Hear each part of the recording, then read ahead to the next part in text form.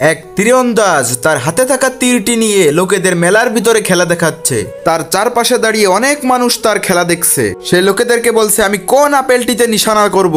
সকল লোক মিলে তাকে বলতে লাগলো, আপনি 7 নম্বর আপেলটিতে নিশানা করেন। তীরন্দাজ তার তীর নিক্ষেপ করলো, দেখা গেল সেই 7 নম্বর আপেলটিতে গিয়ে তার তীর লেগেছে। এইভাবেই সেই সকল লোকের কথা মতো 10টা আপেল এই তীর নিক্ষেপ করলো।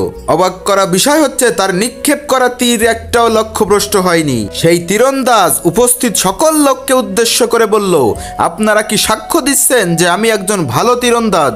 সমস্ত লোকেরা বলল, হ্যাঁ অবশ্যই আপনি একজন ভালো তীরন্দাজ। সেই তীরন্দাজ সকলকে বলতে লাগলো, তাহলে আপনাদের মধ্যে মাত্র একটা মানুষ আমার সামনে আসেন, তার মাথার উপরে একটি আপেল রেখে আমি তীর নিক্ষেপ করব। তার এই প্রস্তাবে একজন মানুষও রাজি হলো না, কারণ যদি নিশানা ভুল হয়ে যায় তাহলে তো বিনা টিকিটে পরপারে চলে যাবে।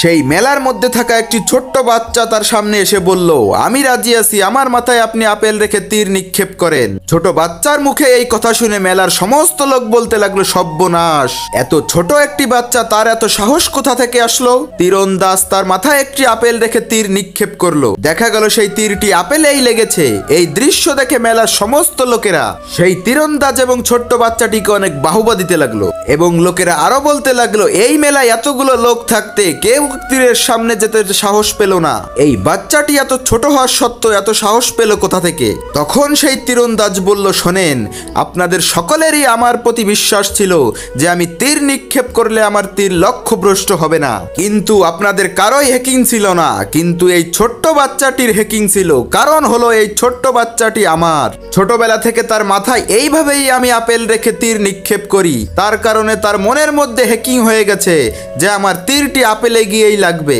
শোনো মুসলমান, আমরাও সেই মেলার লোকেদের মতো আমরা সকলেই বিশ্বাস করি আল্লাহ তাআলা আমাদের সকল বিপদ থেকে রক্ষা করবেন, কিন্তু আমরা হ্যাকিং করি না, যার কারণে আমরা মহান আল্লাহ তাআলার সাহায্যের হাত থেকে মাহরুম হয়ে যাই।